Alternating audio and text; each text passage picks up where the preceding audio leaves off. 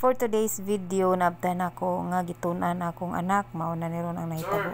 So, can we see has a small holes in it? We describe this material as porous. Nag-start na og study si Carmen Sky para any question sa iya papa, makatubag na siya. So may gani, nituman siya sa iya papa. Pag abot na ako, okay na kaayo. Kay nagsugod naman og study.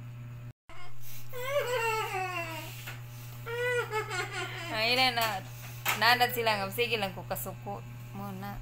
Para mong ma-smile ko, buhatan ninyo, usay inyong akong ipabuhat. O ba? Muna, kung buhaton lang, di ko sige yaw-yaw Mo-smile jud ko. Yahaya, patiti lang. Yahay ang life ni Riner, patiti. Ha? Nagtila nya rocking chair asa ka na.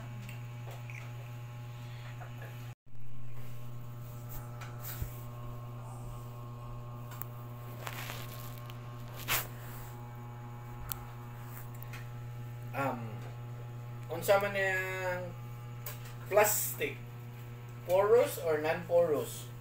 Plastic, porous. Raw.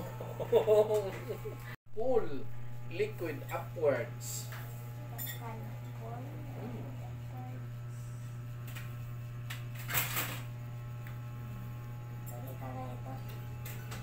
It is a type of material that can even pull a liquid upwards.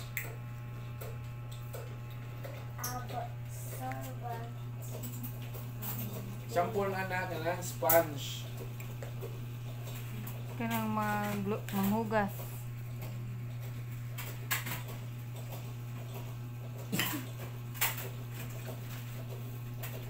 Okay.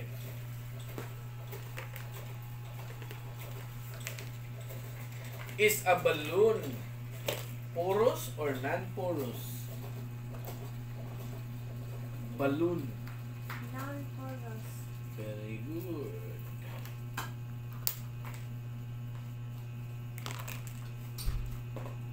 What do you call a material that absorbs water?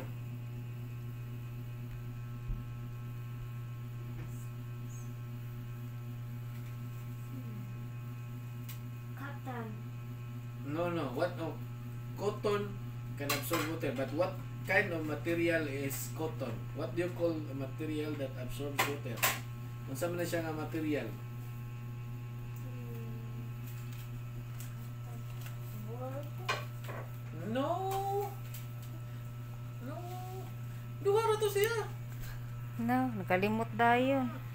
Material. Inyong lesson is all about Materials that absorbs water Oh. is called Porous. Or absorbent.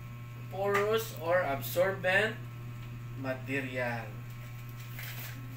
Sige naman yun, Pero kuwang pa ka. Ini, napakay long, ako na itong